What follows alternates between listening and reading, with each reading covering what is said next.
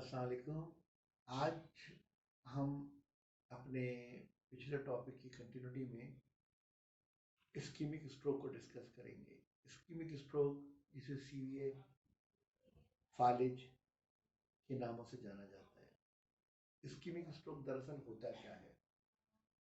Ischaemic stroke stroke की वो किस्म है जिसे दिमाग में कोई नस बंद होने की वजह से वो एरिया की ब्लड सर्कुलेशन बंद हो जाती है और एक हिस्सा काम करना छोड़ देता है।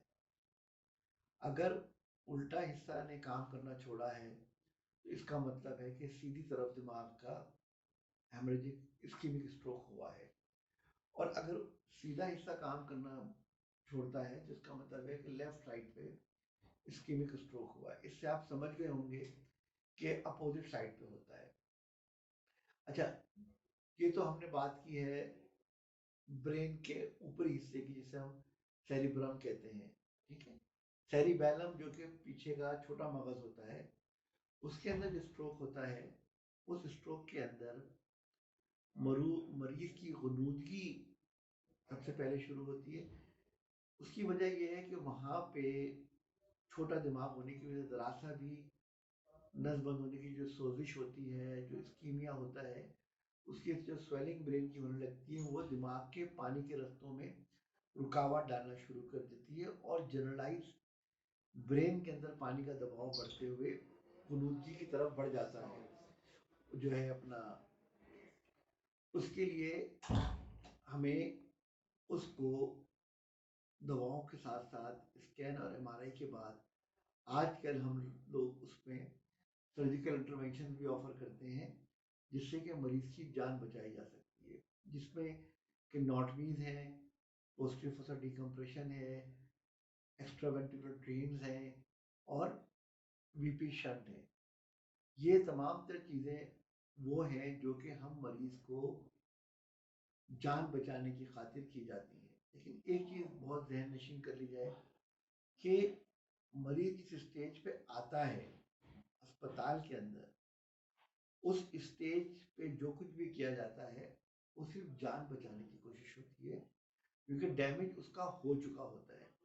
अगर कोई ये अज्यूम करेगा कि इस इलाज से उसकी माजूरी नहीं होगी, माजूरी वापस हो जाएगी, वाहिद छोटे दिमाग की वजह से। अगर छोटे दिमाग में कोई माजूरी है या कम माजूरी है तो उसमें यह है कि थोड़ा बहुत स्टेबिलिटी आ जाती है। लेकिन जो सुप्राटेंटोरियल इंफाक्शन है उनके अंदर माजूरी रहती है। हाँ, फिजियोथेरेपी, रिहैबिलिटेशन, इन सब चीज़ों से अगर मरीज की जान बच जाए तो हाथ में पावर बहुत देर में आती है और टांग की पावर वक्त के साथ साथ बेहतर होनी शुरू हो जाती है। लेकिन हाथ जो है वो सबसे ज़्यादा अफेक्टेड होता है। अगर सीधे हाथ का हिस्सा, सीधा हिस्सा कमज़ोर हुआ है, राइट साइडेड वीकनेस हुई है, तो इसमें स्पीच भी जाती है, क्योंकि स्पीच एरिया लेफ्ट साइड पे होता है, जिसकी वजह से राइट साइड अफेक्ट हो रही होती है। और फॉर्चुनेटली अगर लेफ्ट साइड में स्पीच एरिया बच गया है लेफ्ट साइड की कमजोरी की वजह से, तो उसमें स्पीच वापस आने की इम्कानात होते हैं, क्योंकि स्पीच, मेमोरी और राइट साइड की पावर वो ब्रेन में उल्टी तरफ होती है।